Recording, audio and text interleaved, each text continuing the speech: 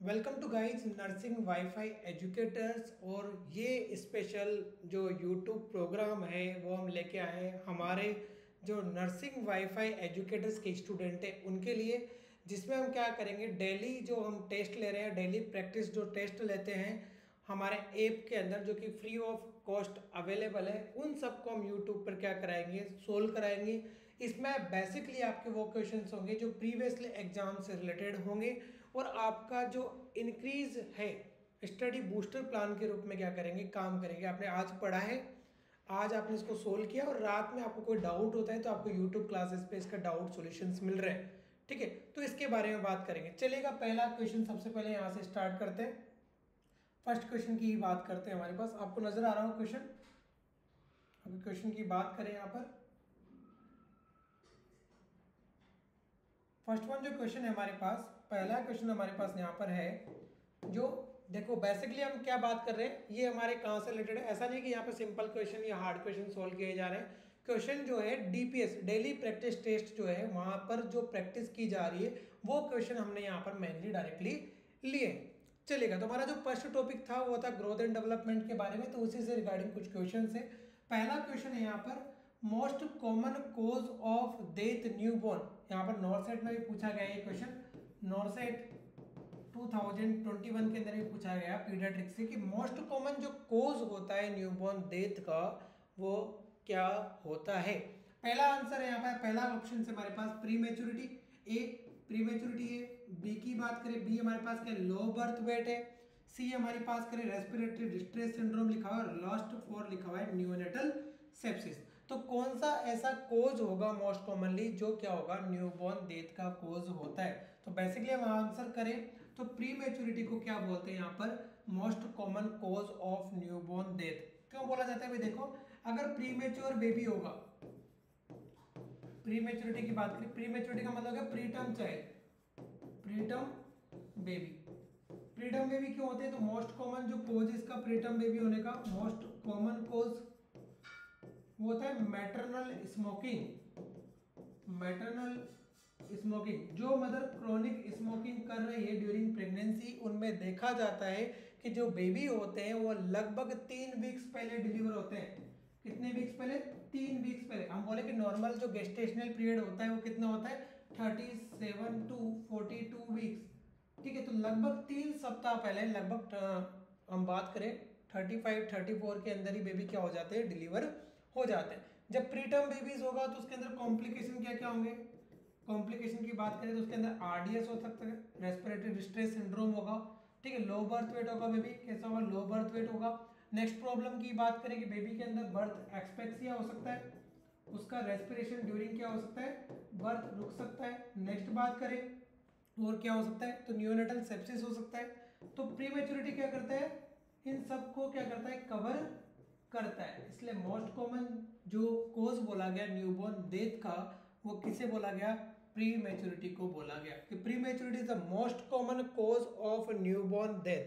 Pre maturity क्या रहेगा, most common कोज रहेगा न्यूबॉर्न डेथ का। और अगर बात करें कि प्री मैच्योरिटी होती क्या है, तो प्रीटर्म बेबी, ऐसे बेबी जो 37 वीक्स के पहले पैदा हो जाते हैं उन्हें प्रीटर्म बेबी बोलते हैं। और मोस्ट कॉमन कोज उनका भी क्या होता है कि मदर अगर ड्यूरिंग प्रेगनेंसी क्या करे, क्रोनिक स्मोकिंग करे, तो लगभग 3 सप्ताह पहले क्या हो जाता है, बेबी डिलीवर हो जाता है। और जब बेबी डिलीवर होगा तो प्रॉब्लम्स होगी उसके अंदर बहुत सारी। आरडीएस का मतलब होता है कि लंग सर्फेक्टेंट प्रॉपर अमाउंट में नहीं है। ठीक है, birth expected during the birth, बच्चा क्या करेगा, सीसेशन ऑफ ब्रीथिंग नहीं करेगा, रोक लेगा। लो बर्थ वेट होगा, ऑब्वियसली अगर 37 से पहले पैदा होगा तो बेबी का बर्थ वेट कम होगा, या बच्चे के अंदर क्या हो सकता है, नियोनेटल सेप्सिस हो सकता है। तो आई थिंक ये क्लियर होगा। पहला हमारे पास क्या था, हम बात करें कि most common cause of newborn death, और राइट आंसर रहेगा हमारे पास प्री मैच्योरिटी। आगे चलेगा, सेकंड हम चलते हैं आगे। सेकंड वन है हमारे पास, सेकंड क्वेश्चन यहाँ पर डीपीएस के डेली प्रैक्टिस टेस्ट के अंदर से सेकंड क्वेश्चन दे रखा है। अगर बात करें सेकंड क्वेश्चन की, तो सेकंड क्वेश्चन हमारे पास है कि what is the normal birth weight of A newborn. Newborn baby का नॉर्मल बर्थ वेट क्या होता है। बेसिक्स का क्वेश्चन है, ज्यादा कोई डिफिकल्ट नहीं है। ठीक है, what is the normal birth weight of A newborn, newborn का बर्थ वेट कितना होता है। पहला ऑप्शन लिखा हुआ है 2.5 to 3 kg, पहला ऑप्शन है 2.5 5 to 3 kg, 3 है, 3 to 3.5 kg लिखा हुआ है। नेक्स्ट ऑप्शन है 1.5 to 2.5 kg लिखा हुआ है। नेक्स्ट है आपके पास 3 kg। तो देखिएगा what is the normal birth weight. तो देखो इंडियन जो चाइल्ड्स होते हैं, उनका जो नॉर्मल बर्थ वेट होता है वो बोलता है 2.5 to 3.5 kg। किस बेबी का होगा? Term baby. ऐसा बेबी जो क्या है हमारे पास टर्म बेबी है, उसका क्या होगा हमारे पास जो नॉर्मल बर्थ वेट होगा वो 2.5 से 3.5 kg वहां पर देखने को मिलेगा। हम बात करें यहाँ पर कि ये वैल्यू क्यों सिलेक्ट की गई, क्योंकि लोअर वैल्यूज को हमें यहाँ पर इंपॉर्टेंट दे दिया है कि 2.5 का एक नॉर्मल लोअर वैल्यू इससे नीचे होगा तो क्या हो जाएगा, अगर less than 2.5 kg birth weight होता है तो बोलते हैं लो बर्थ वेट। ठीक है, बिटवीन बात करें 1500 ग्राम या 1.5 to 2490 ग्राम होगा तो इसे बोलेंगे क्या, वेरी लो बर्थ वेट। ठीक है, लास्ट वन है हमारे पास, अगर वेट क्या मिल रहा है लेस देन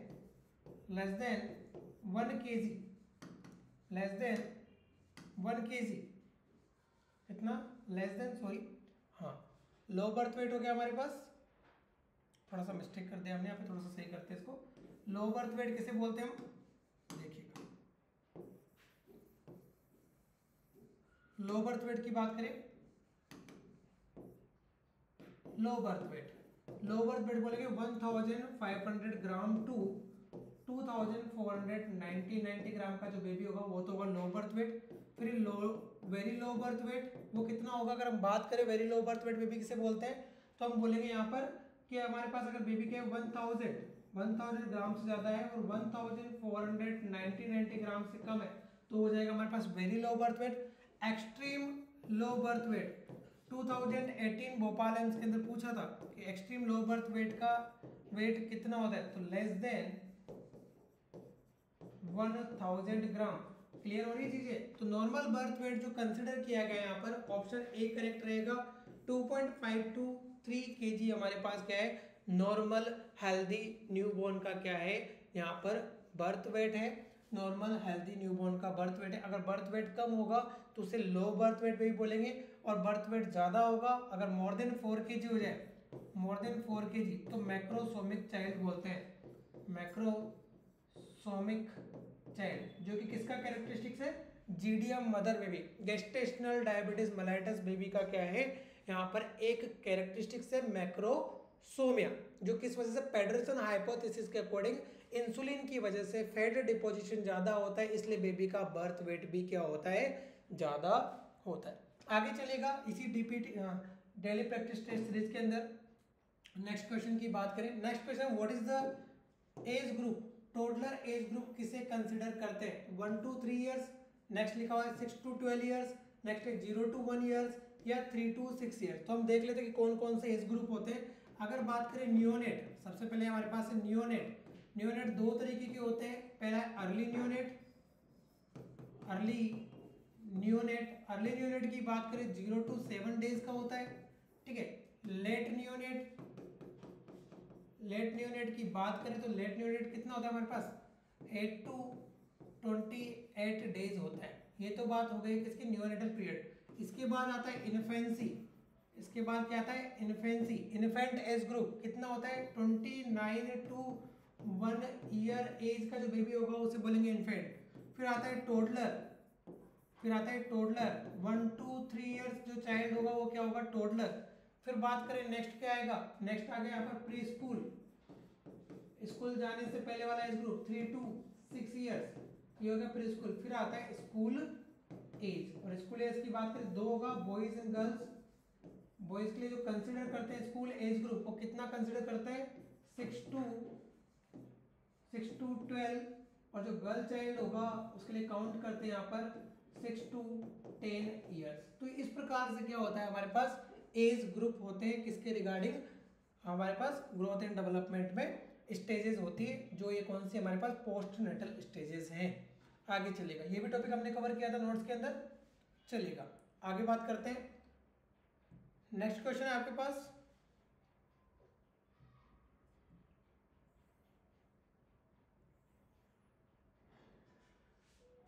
चलेगा next important question, fifth question दे रखा है, what is duration of first period of reactivity in the newborn after birth. यहाँ पर पूछा गया व्हाट इज ड्यूरेशन, क्या ड्यूरेशन होता है of first period of reactivity का in newborn after the birth. तो कोई बताएगा क्या आंसर हो सकता है। फर्स्ट ऑप्शन है हमारे पास फर्स्ट 30 मिनट, नेक्स्ट है फर्स्ट 2 आवर्स, नेक्स्ट है 6 to 8 आवर्स, और नेक्स्ट ऑप्शन हमारे पास यहाँ पर दे रखा है, अगर हम बात करें फर्स्ट 24 आवर्स, बर्थ के 24 आवर्स। अगर फोर्थ ऑप्शन की बात करें, फोर्थ ऑप्शन लिख लेते हैं हम यहाँ पर। फोर्थ ऑप्शन क्या है इसके अंदर, फोर्थ ऑप्शन दे रखा है हमने, फोर्थ ऑप्शन है फर्स्ट 24 आवर्स, जन्म के 24 घंटे के अंदर। तो देखो पहले तो बात करते हैं कि पीरियड ऑफ रिएक्टिविटी क्या होती है। पीरियड ऑफ रिएक्टिविटी का सिंपल सा मीन्स है कोई बच्चा इंट्रा यूट्राइन लाइफ से, मदर के यूट्रस से एक्सटर्नल एनवायरनमेंट के अंदर आता है, जो उसके वाइटल्स के अंदर या बॉडी के अंदर जो चेंजेस आते हैं या बिहेवियर जो चेंजेस आते हैं, उसको क्या बोलते हैं यहाँ पर, ट्रांजिशनल फेज या पीरियड ऑफ रिएक्टिविटी बोला जाता है। अगर बात करें यहाँ पर पीरियड ऑफ रिएक्टिविटी की, तो पीरियड ऑफ रिएक्टिविटी के अंदर जो ड्यूरेशन है, इसकी बात कर रहे हैं period of reactivity. Period of reactivity का जो ड्यूरेशन होता है वो लगभग 6 से 8 घंटे होता है। That means child have taken at least 6 to 8 hours to adjust in external environment. बच्चे को लगभग क्या लगेंगे, 6 से 8 घंटे लगेंगे। भाई कितने घंटे लगेंगे, लगभग 6 से 8 घंटे लगेंगे, किसके अंदर, एक्सटर्नल एनवायरनमेंट के अंदर एडजस्ट होने के लिए। और जो चेंजेस आएंगे एनवायरनमेंट के रेस्पॉन्स के अंदर, बेबी के बॉडी के अंदर, उनको क्या बोलते हैं, पीरियड ऑफ रिएक्टिविटी बोला जाता है। क्या बोलते हैं, पीरियड ऑफ रिएक्टिविटी। जो पीरियड ऑफ रिएक्टिविटी होती है उसके 3 फेजेस होते हैं। फर्स्ट फेज होता है, अगर फर्स्ट फेज की बात करें, first period of reactivity, first period of reactivity, जो फर्स्ट पीरियड ऑफ रिएक्टिविटी होता है उसका जो टाइम ड्यूरेशन है वो कितना है, लगभग 0 to 30 सेकेंड, कितना, सॉरी 0 to 30 मिनट, ठीक है, 0 to 30 मिनट होता है। यहाँ पर पूछा भी यही गया है, देखो क्वेश्चन देखो, पीआर थोड़ा मिस्टेक है। क्या पूछा गया है कि फर्स्ट पीरियड ऑफ रिएक्टिविटी के अंदर यहाँ पर ड्यूरेशन कितना है, तो फर्स्ट 30 मिनट ऑफ बर्थ, पहले 30 मिनट जो बर्थ के अंदर होंगे और जो चेंजेस दिखाई देंगे बेबी के अंदर, उसे क्या बोलते हैं, फर्स्ट पीरियड ऑफ रिएक्टिविटी बोलते हैं। अब होता क्या क्या है, वाइटल्स बेस लाइन से ज्यादा मिलते हैं। वाइटल से बेस लाइन का मतलब हार्ट रेट मोर देन 60 होगा, sorry heart rate more than 160 होगा। हम बात करें यहाँ पर, अगर रेस्पिरेशन की बात करें, मोर देन 60 होगा। बेबी का जर्किंग मूवमेंट करेगा, स्पॉन्टेनियसली स्टार्टल मूवमेंट शो करेगा, और एक्टिव रहेगा किसके लिए, ब्रेस्ट फीडिंग के लिए। इसलिए बोला जाता है कि नॉर्मल वेजाइनल डिलीवरी होने के बाद इमीडिएटली विद इन बर्थ या विद इन 30 मिनट के अंदर क्या दे देना चाहिए, उसको फीडिंग दे देना चाहिए। तो राइट आंसर तो हो गया हमारे पास क्या, फर्स्ट पीरियड ऑफ रिएक्टिविटी। और देखिए दूसरा फेज कौन सा होता है, दूसरा होता है डिक्रीज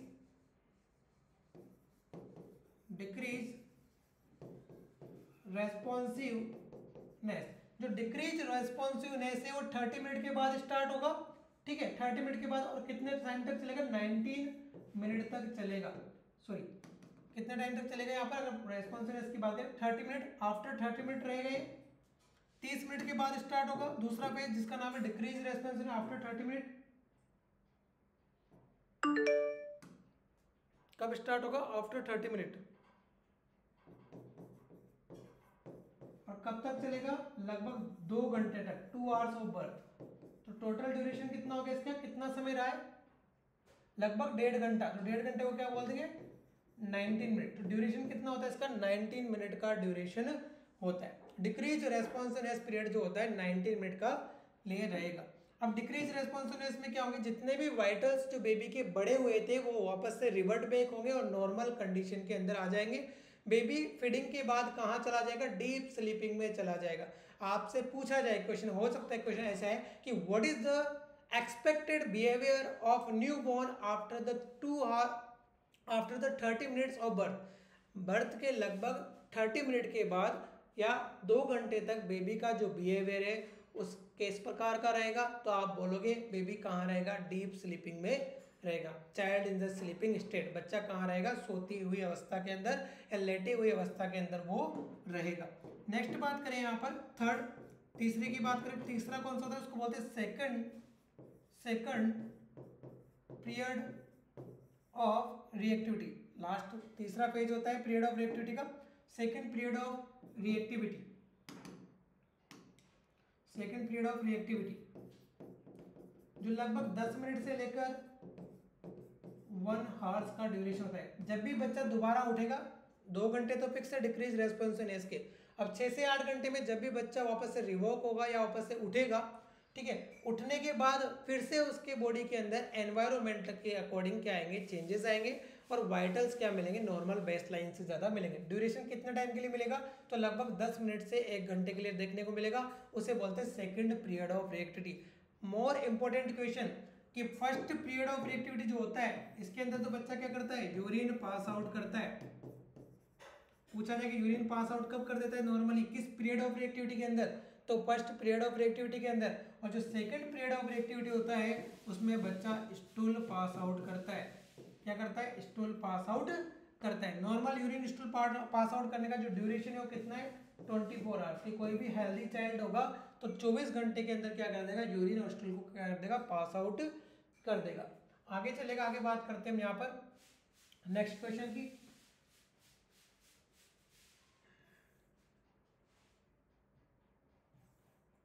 नेक्स्ट क्वेश्चन देखो हमारे पास पूछा गया यहाँ पर normal blood pressure of healthy newborn. Next question क्या है कि what is the normal blood pressure of healthy newborn. Healthy newborn का ब्लड प्रेशर कितना होता है, तो पहला ऑप्शन है 60/40, 60 सिस्टोलिक ब्लड प्रेशर 60 और 45 क्या है यहाँ पर आपके पास डायस्टोलिक प्रेशर है। 75/45 mm of Hg, 30/15 mm of Hg और 100/70 mm ऑफ Hg। तो जनरली हमारे पास 75/45 mm ऑफ Hg, या इसको लिख सकते हो आप कि क्या होता है 70 to 80 mm ऑफ Hg। कौन सा हमारे पास सिस्टोलिक ब्लड प्रेशर है।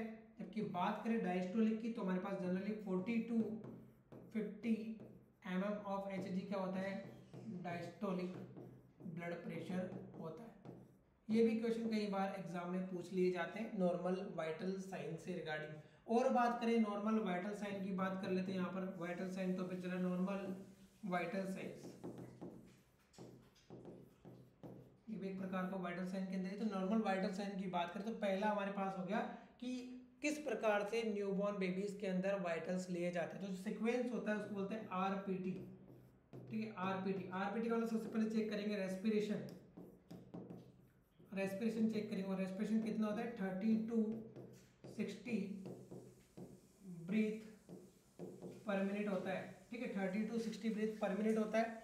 रेस्पिरेशन की बात पल्स कितना होता है, पल्स काउंट करते हैं न्यूबॉर्न का 120 to 160 beat per minute count करते हैं। नेक्स्ट बात करें टेम्परेचर जो होता है वो होता है 36.5 to 37.5 डिग्री सेंटीग्रेड, ठीक है। ये सारे के नॉर्मल वाइटल साइन होते हैं किसी भी बेबी के लिए। आगे चलेगा, नेक्स्ट क्वेश्चन है 7 नंबर का क्वेश्चन हमारे पास है। 7 क्वेश्चन की बात करें यहाँ पर तो 7 क्वेश्चन है यहाँ पर काफी अच्छा क्वेश्चन, और हमारे पास लगभग बात करूं मैं 2018 दिल्ली एम्स में पूछा गया है, ठीक है। क्वेश्चन क्या है, what is the expected normal fluid requirement. क्या नॉर्मल फ्लूइड रिक्वायरमेंट होता है एक हेल्दी चाइल्ड के अंदर जो 12 किलो का है, कितने टाइम के लिए, 24 घंटे के अंदर। What is the expected fluid requirement for 24 hours a child with 12 kg weight. 12 kilo का बच्चा है तो कितना फ्लूइड रिक्वायरमेंट रहेगा। पहला ऑप्शन है 1100 ml, सेकंड है 1150 ml और थर्ड आंसर है 1200 ml और नेक्स्ट है 1250 ml। तो देखो सबसे पहले तो क्या है, normal maintenance fluid calculation formula क्या होता है, नॉर्मल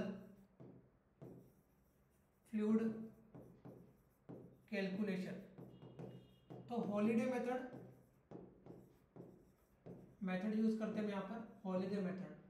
ये किस बच्चे के लिए, ऐसा बच्चा जिसके अंदर कोई शौक नहीं है, कोई डायरिया नहीं है, किसी प्रकार का हाइपोवोलेमिक शौक नहीं है, मतलब नॉर्मल मेंटेनेंस फ्लूइड चाहिए हमें, क्या उसको एनपीओ रखा गया है, क्या रखा गया है, एनपीओ रखा गया है, नील बाई माउथ रखा गया है किसी इन्वेस्टिगेशन के लिए, किसी प्रोसीजर के लिए, तो कितना फ्लूइड रिक्वायरमेंट होगा। तो देखो हमेशा क्या होता है, कैलोरी रिक्वायरमेंट और फ्लूइड रिक्वायरमेंट सेम चलता है, किलो कैलोरी रिक्वायरमेंट या बात करें फ्लूइड रिक्वायरमेंट, किसके अकॉर्डिंग होगा, वेट के अकॉर्डिंग होगा। वेट की बात करें, अगर वेट क्या है 0 to 10 kg है, 0 to 10 kg, तो पर केजी कितना रिक्वायरमेंट है, 100 ml पर केजी बॉडी वेट क्या होगा, रिक्वायरमेंट रहेगा। जैसे एग्जांपल ले लेते हैं हम यहाँ पर, अगर 9 kg का होगा तो क्या कर देंगे 9 मल्टीप्लाई बाई 100, तो कितना होगा 900 ml, कितने टाइम के लिए, 24 आवर्स के लिए क्या होगा रिक्वायरमेंट ये रहेगा। नेक्स्ट बात करें 10 kg के ऊपर, 10 टू अगर 20 kg है, 10 टू कितना है 20 kg है, तो जो रिक्वायरमेंट रहेगा फ्लूइड का वो कितना होगा 50 ml पर केजी बॉडी वेट, 50 ml पर केजी बॉडी वेट रहेगा। अब इसको कैसे निकालना है, एग्जाम्पल ध्यान से सुनिएगा। मान लो हम ये एग्जाम्पल लेते हैं 12 किलो, 12 किलो का बच्चा है, तो सबसे पहले इसको 2 पार्ट में डिवाइड करना है। एक वेट तो वो लेना है जो 10 kg से कम है, दूसरा वेट वो लेना है जो 10 kg से ज़्यादा है।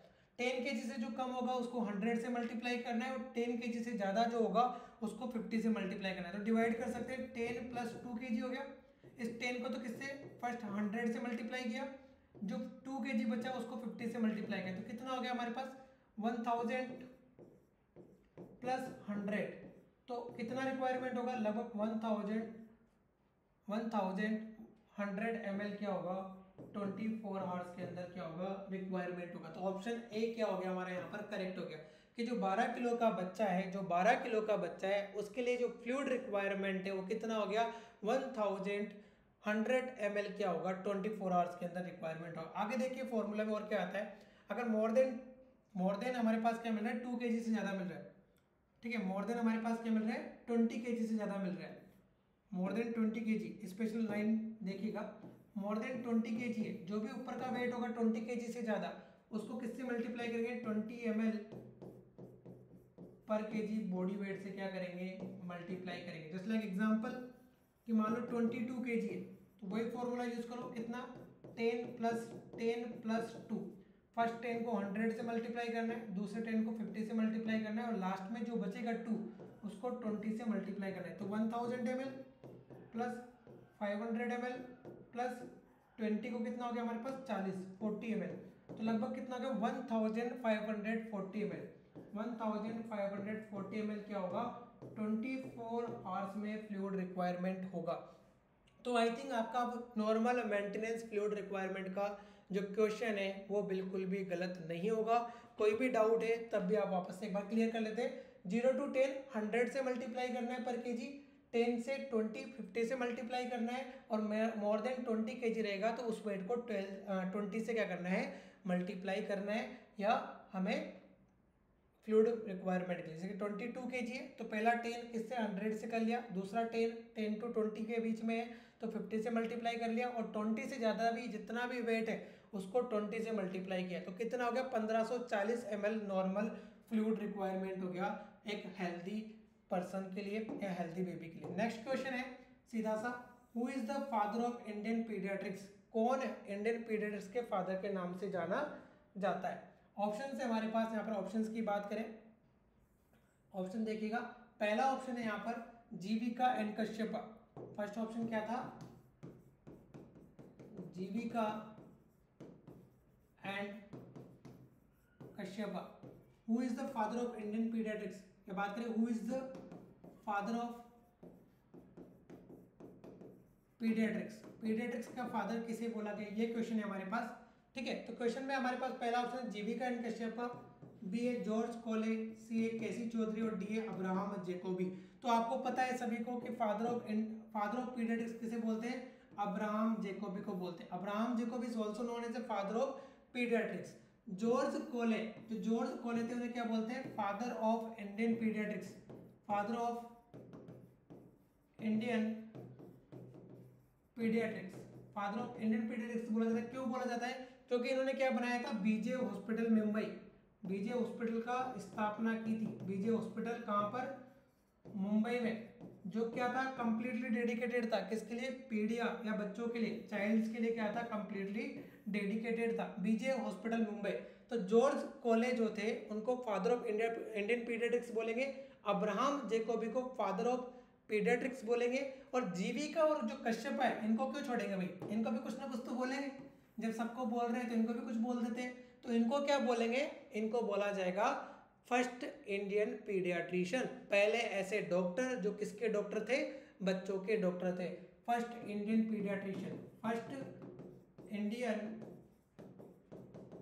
पीडियाट्रिशियन। अब आप सोच रहे हो फर्स्ट इंडियन पीडियाट्रिशियन क्यों बोला गया? क्योंकि जीविका और कश्यप दोनों क्या है? ऋषि मुनि है। इन्होंने क्या किया? इन्होंने सुश्रुत संहिता आती है, एक मेडिकल लिटरेचर बुक है सुश्रुत संहिता, उसके अंदर क्या किया? अपना योगदान दिया, किससे रिलेटेड? बच्चों से रिलेटेड। इसलिए बोला गया यहाँ पर इनको फर्स्ट इंडियन पीडियाट्रिशियन बोला गया। आगे चलेगा, आगे बात करते हैं इसी के अंदर डेली डीपीटी जो डेली प्रैक्टिस टेस्ट है उसके अंदर कॉमन क्वेश्चन क्या है? ये सारे हमारे फर्स्ट क्लास से रिलेटेड क्वेश्चन है। देखिएगा 9 नंबर का जो क्वेश्चन है, 9 नंबर का जो क्वेश्चन उसमें है colour code for suction pipeline hospital.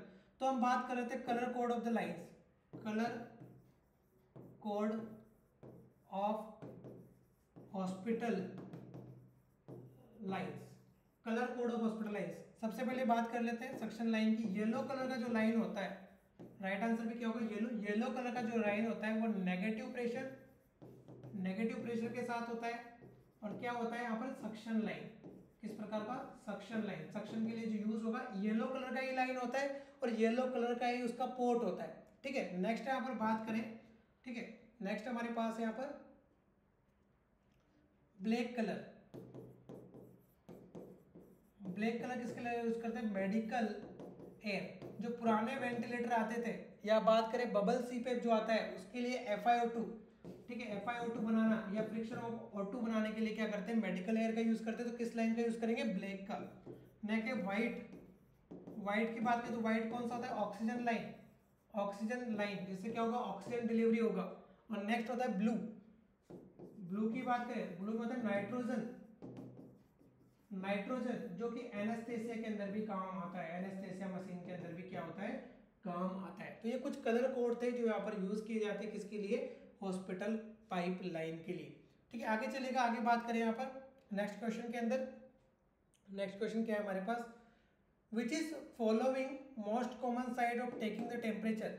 Next question है भाई, अगर बात करें क्वेश्चन के रिगार्डिंग तो कौन सा ऐसा साइट होता है, ध्यान से पढ़ेगा क्वेश्चन को, हालांकि हमने सब सोल्व किए हुए फिर भी ध्यान से पढ़ेगा।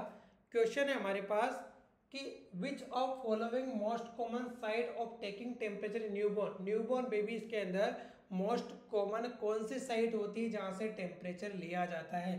तो देखो रिकमेंडेड जो साइट है, सबसे कॉमन साइट जो रिकमेंडेड है वो कौन सा होता है? एक्सिला। ठीक है, एक्सिला को कितना temperature? 37.5 degree centigrade to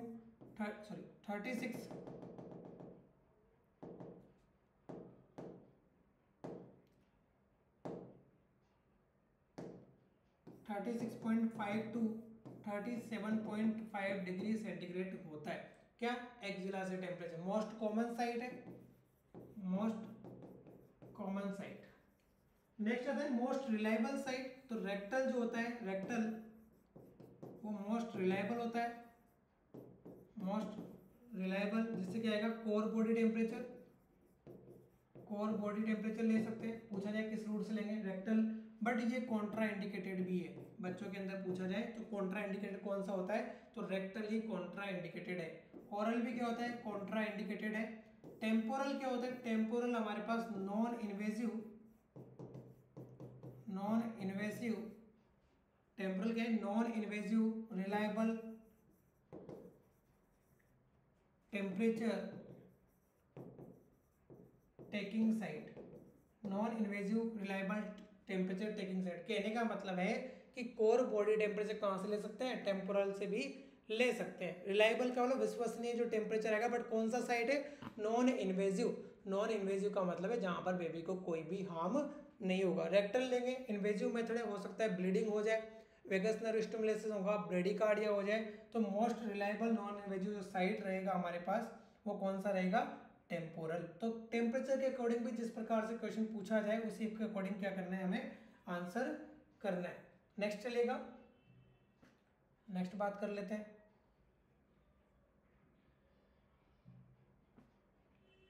next question है कि लो बर्थ वेट बेबी डिफाइन, कि लो बर्थ वेट बेबी किसे बोलते हैं। क्वेश्चन क्या है, लो बर्थ वेट बेबी डिफाइन, लो बर्थ वेट बेबी किसे बोलते हैं। तो देखिएगा बर्थ वेट लेस देन 1500 ग्राम, अगर बर्थ वेट जो है लेस देन 1500 ग्राम है। सेकंड ऑप्शन है बर्थ वेट लेस देन 2000 ग्राम। नेक्स्ट है बर्थ वेट लेस देन 1000 ग्राम और लास्ट है बर्थ वेट लेस देन 2500 ग्राम। तो हमने प्रीवियस क्वेश्चन में सोल्व किया, अगर बर्थ वेट लेस देन 1500 ग्राम है तो उसे तो क्या बोलते हैं यहाँ पर, वेरी लो बर्थ वेट, लो बर्थ वेट नहीं बोलते हैं। बर्थ वेट लेस देन 2000 ग्राम है तो ये भी किसके अंदर आएगा, लो बर्थ वेट के अंदर आएगा। ठीक है, next birth weight less than 1000 ग्राम तो एक्सट्रीम लो बर्थ वेट आएगा। बर्थ वेट लेस देन 1500 ग्राम मतलब 2490 ग्राम से कम होगा तो ये क्या डिफाइन कर देगा कि बेबी क्या है, LBW, लो बर्थ वेट। तो राइट आंसर होगा डी। फर्स्ट वैल्यू जो हमें दे रखी है वही क्या होगी हमारे पास, राइट आंसर होगी कि बर्थ वेट लेस देन 2500 ग्राम है, या बर्थ वेट दे रखा हो, क्या देखा हो 2499 ग्राम से कम है तो उस बेबी को लो बर्थ वेट बेबी बोला जाता है। आगे चलेगा नेक्स्ट क्वेश्चन के अंदर।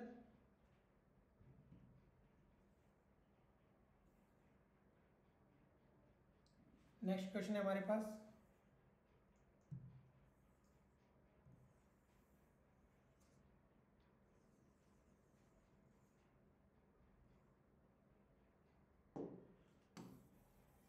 नेक्स्ट है हमारे पास कि what is the normal value for ponderal index. Ponderal index के लिए नॉर्मल वैल्यू क्या होती है।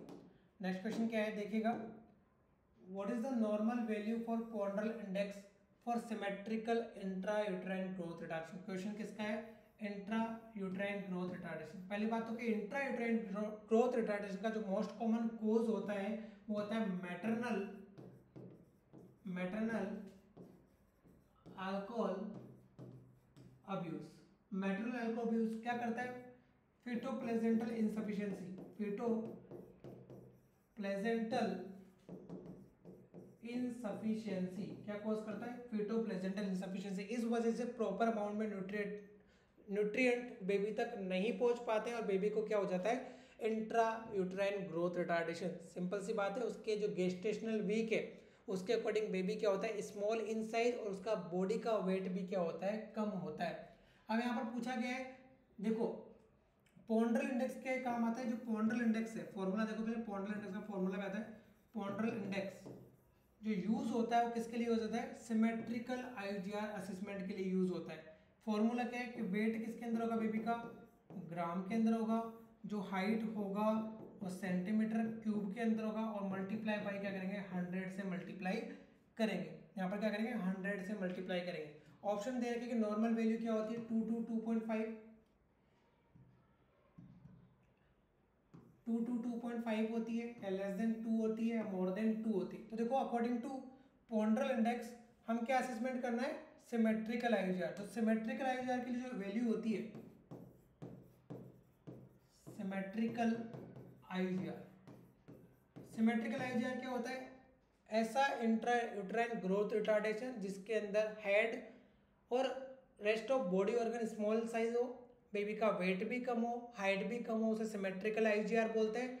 एसिमेट्रिकल किसे बोलते हैं, जिसमें हेड नॉर्मल वेट हो 350 टू 350 टू 500 ग्राम, हाइट भी नॉर्मल हो 45 से 55 सेंटीमीटर हो, बट बेबी का बर्थ वेट और रेस्ट ऑफ बॉडी ऑर्गन जैसे कि हम बात करें arm, stomach and lower extremities वो स्मॉल इन साइज हो, उसे बोलते हैं यहाँ पर एसिमेट्रिकल IUGR। तो सिमेट्रिकल IUGR के लिए जो वैल्यू आती है वो कितनी होती है, 2 to 2.5। नॉर्मल वैल्यू क्या होती है, अगर राइट आंसर भी क्या है 2 to 2.5 क्या होती है नॉर्मल, यहाँ पर वैल्यू होती है किसके लिए, सिमेट्रिकल IUGR के लिए 2 to 2.5। ठीक है, बात करें एसिमेट्रिकल IUGR वैल्यू क्या रहेगा, लेस देन 2। अगर कोई टर्म बेबी होगा जिसके अंदर इंट्रा यूट्राइन ग्रोथ रिटार्डेशन नहीं है तो वैल्यू जो मिलेगी पॉन्डर इंडेक्स की वो क्या मिलेगी, मोर देन 2.5 देखने को मिलेगी। अगर आप बोल रहे हो ग्राम क्यूबिक स्क्वायर यहाँ पर बोल सकते हो, क्यूबिक सेंटीमीटर क्यूब बोल सकते हो, जो कि जरूरत नहीं है। तो ये नॉर्मल किसका है, पॉन्डरल इंडेक्स की बात करें, पॉन्डरल इंडेक्स। मोस्ट कॉमन कोज क्या होगा, मैटरनल स्मोकिंग। नेक्स्ट है हमारे पास यहाँ पर नेक्स्ट क्वेश्चन देखिएगा, इसी के अंदर 10 क्वेश्चन हो गए। नेक्स्ट देखो,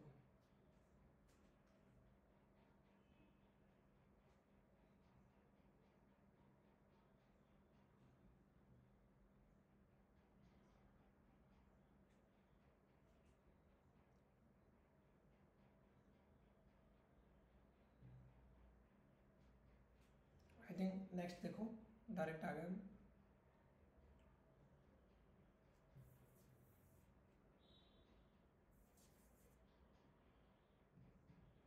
नेक्स्ट क्वेश्चन दे रखा है यहाँ पर, the expected respiratory rate of neonate with in 3 minutes of birth में बी हाई एज। जो एक्सपेक्टेड रेस्पिरेटरी रेट होती है न्यूबॉर्न बेबी के लिए, ठीक है, एक्सपेक्टेड जो रेस्पिरेटरी रेट होती है न्यूबॉर्न बेबी के लिए वो कितना हो सकता है आफ्टर बर्थ। तो देखो या तो 30 ब्रीथ पर मिनट दे रखा है, नेक्स्ट है 60 ब्रीथ पर मिनट, नेक्स्ट है 80 ब्रीथ पर मिनट, नेक्स्ट है 100 ब्रीथ पर मिनट। तो जनरली जो रेस्पिरेशन होता है चाहे 3 मिनट बाद हो 4 मिनट बाद हो, न्यूनेटल एज ग्रुप तक, न्यूनेट एज तक, until unless the child do not having the any kind of respiratory problem। हमें राइट आंसर क्या करना है, 30 to 60 ब्रीथ पर मिनट ही करना है, यही राइट आंसर रहेगा, ठीक है। एक्सपेक्टेड रेस्पिरेटरी रेट 3 मिनट के बाद बर्थ के बच्चे का क्या होगा या हार्ट रेट क्या होगा, तो रेस्पिरेटरी रेट तो होगा 30 to 60 ब्रीथ पर मिनट, और अगर हार्ट रेट की बात करें तो 120 to 160 ब्रीथ पर मिनट ही करना है, यहाँ पर कोई भी चेंजेस नहीं आएगा। बाकी वाइटल्स हम क्लास के अंदर और पढ़ेंगे कि कौन कौन से वाइटल्स हम लेते हैं। तो ये था हमारे पास डेली प्रैक्टिस टेस्ट के क्वेश्चन जो हम यहाँ पर लाइव सोल्व कर रहे हैं क्लासेस के अंदर, और रेगुलरली यूट्यूब पे हम इस प्रकार से क्वेश्चन सोल्व करते रहेंगे। अदर सब्जेक्ट के भी यहाँ पर सोल्व कराए जाएंगे जो भी सब्जेक्ट है। तो नेक्स्ट टाइम के लिए रेडी रहिएगा, नेक्स्ट क्लास फिर से यहाँ पर कंडक्ट होगी। Thank you so much to visiting the nursing Wi-Fi educators. We will assure you we will giving the best faculty and the medical officers in the nursing field। जो क्या करेंगे, medical officer का मतलब होगा कि हमारे पास ऐसे भी लोग होंगे एजुकेटर्स में जो मेडिकल फील्ड से होंगे, ठीक है। हम सब मिलके आपके जो है सक्सेस के लिए क्या करेंगे, यहाँ पर अपना जितना एफर्ट्स हो सकता है, जितना नहीं बोलूँगा 100% एफर्ट्स हो सकता है वो यहाँ पर प्रोवाइड करेंगे। तो thank you so much for joining us on this class. और मैं बोलूँगा आप लोगों को, आप nursing WiFi educators app download करो और वहाँ से जाके जो फ्री टेस्ट, मैं आपको एक्सप्लेन भी कर देता हूँ कहाँ पर आपको मिलेंगे, कि आपको जो क्वेश्चन है वो कहाँ पर मिल सकते हैं। तो देखिएगा, अगर हम बात करें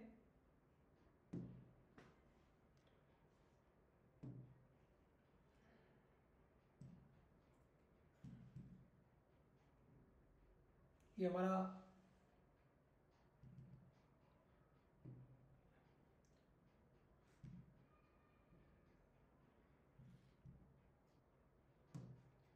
आप जब ऐप खोलोगे तो ऐप के अंदर जब आप जाओगे, ठीक है, ये हमारा ऑफिशियल ऐप पेज है नर्सिंग वाईफाई एजुकेटर्स का। जब आप जाओगे नर्सिंग वाईफाई एजुकेटर्स पे तो आपको क्या मिलेगा, यहाँ पर एक कंटेंट मिलेगा जहाँ पर कोर्सेज है, कोर्सेज के बारे में भी जानकारी ले लेते हैं थोड़ा सा।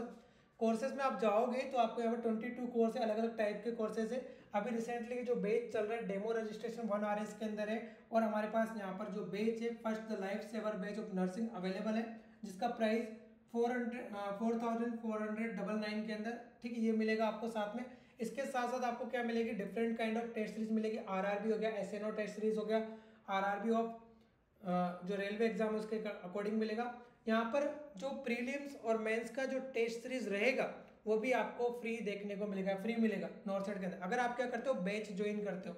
नेक्स्ट बात करते हैं फ्री कंटेंट के बारे में, फ्री कंटेंट में क्या क्या मिल रहा है डेली वो देखते हैं। तो देखो फ्री मटेरियल के अंदर जब आप जाओगे टेस्ट पे क्लिक करोगे तो टेस्ट पे आपको डिफरेंट काइंड की यहाँ पर टेस्ट सीरीज मिलेगी, जिसमें हम बात करें ओबी डेली क्वेश्चन, ओबीजी पीडिया या जो भी टेस्ट लगे रहेंगे यहाँ पर आपको डेली अवेलेबल मिलेंगे। तो thank you so much joining on this platform. I want to say you कि विजिट करो एक बार आप nursing viva platform. It's a rising era of the nursing. Thank you so much.